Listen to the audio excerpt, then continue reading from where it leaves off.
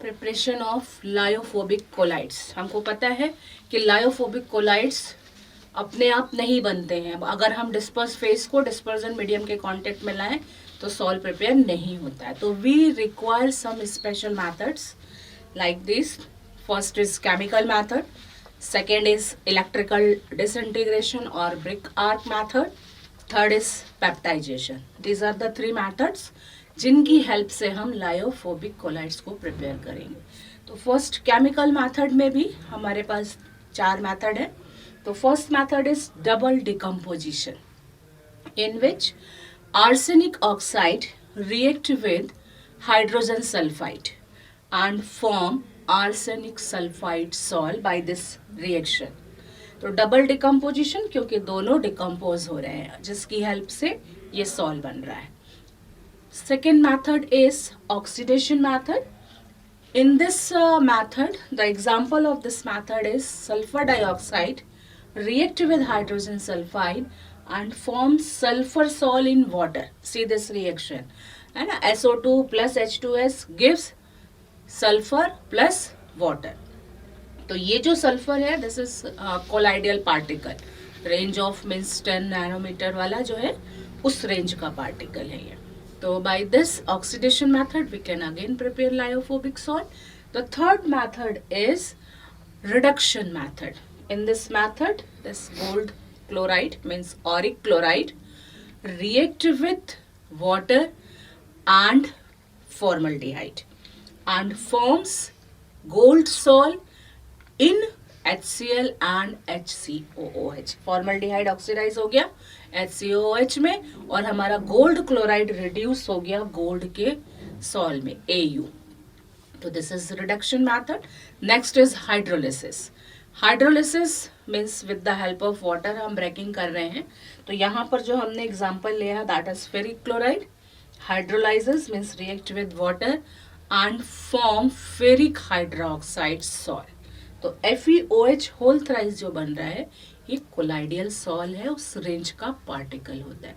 तो these are the 4 methods, chemical methods जिसकी help से हम लायोफोबिक सॉल को प्रिपेयर कर सकते हैं. Now the next method is electrical disintegration और Bredig arc method. This method is use for generally silver, gold and platinum sol. जो हमारे लीस्ट रिएक्टिव मेटल्स हैं, नोबल मेटल्स हैं, उनका सॉल. ऐसे अगर हम गोल्ड को पानी में डाल दें तो सॉलेबल नहीं होता है. अब लेकिन हमको गोल्ड का सॉल वाटर में बनाना है तो we can use this method. यहाँ पर देखिए डायग्राम में हमने ये जो इलेक्ट्रोड लिया है ये वो इलेक्ट्रोड लेंगे जिसका सॉल हमको बनाना है. तो यहाँ हमने गोल्ड का इलेक्ट्रोड लिया हुआ है. सिल्वर बनाना है तो सिल्वर इलेक्ट्रोड ले सकते हैं. प्लैटिनम का चाहिए तो प्लैटिनम इलेक्ट्रोड. और इसको हमने इमर्स डिप किया हुआ है सॉल्वेंट में यानी डिस्पर्जन मीडियम में. अब हम कह रहे हैं हमको वाटर में बनाना है तो ये वाटर, और उसको हमने रखा है आइस बॉक्स में जिससे कि ये वाटर बिल्कुल चिल्ड वाटर हो जाए. अब जब हम इसमें हाई वोल्टेज की इलेक्ट्रिसिटी फ्लो कराते हैं तो ये जो गोल्ड है ये वेपराइज होगा, है ना. इतना हाई हीट दे देंगे हम with the help of electricity. तो ये जैसे ही वेपराइज होगा ठंडे पानी के कांटेक्ट में आएगा, वहीं का वहीं फ्रीज हो जाएगा, कंडेंस हो जाएगा. तो जब ये कंडेंस होगा तो उस पार्टिकल का जो साइज है दैट इज कोलाइडियल पार्टिकल, उस रेंज का है हमारा 1 नैनोमीटर से बड़ा पार्टिकल बनता है. तो ये बन गया हमारा गोल्ड का सॉल. अगर हमने सिल्वर लिया होता तो सिल्वर पार्टिकल कंडेंस हो जाता तो सिल्वर का सॉल मिल जाता हमको. तो this method is brick arc method. Now the third method is peptization.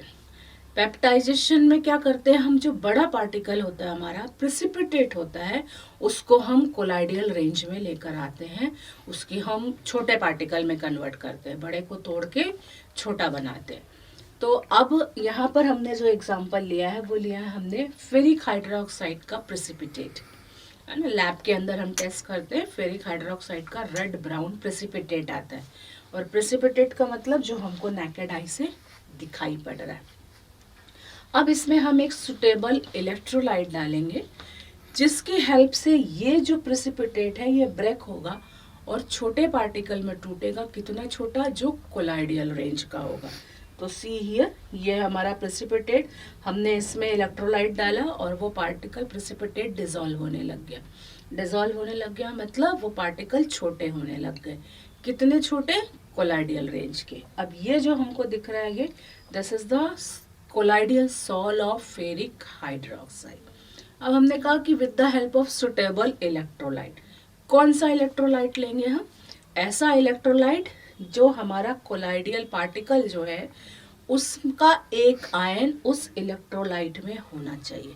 Means one ion must be common between this electrolyte and colloidal salt. So here Fe+3 ion is common.